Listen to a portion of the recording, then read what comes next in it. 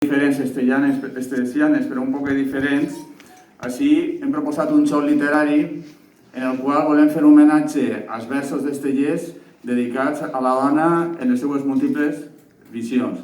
I hem triat un text a partir del qual vincularem 3 o 4 poesies que tenim per així de diferents persones i que ens ajudarà d'alguna manera a recuperar avui Estellés.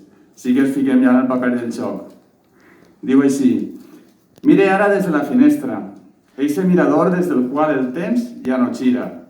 Recompte les lletres, les pàgines i els títols. Potser falte part de mi, però em retrobe amb el més íntim. Veig un espill amb els meus sentiments i em sorprenc.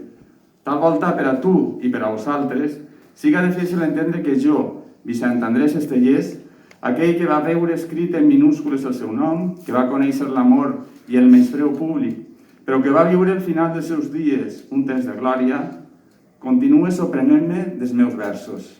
Cada dia, des de la intemporalitat, he de confessar que em continua sorprenent el que vaig escriure.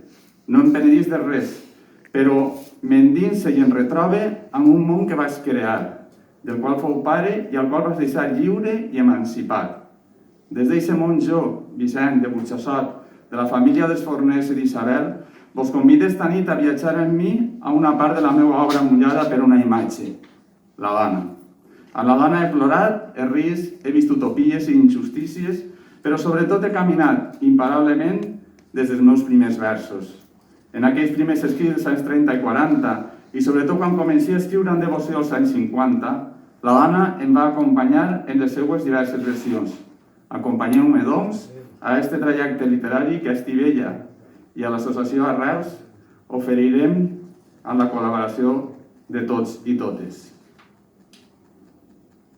Ara presentarem el que serà la primera poesia o reflexió, que és la quinta. I per a introduir-la, parlem d'aquestes paraules d'Estellés primer. Diu: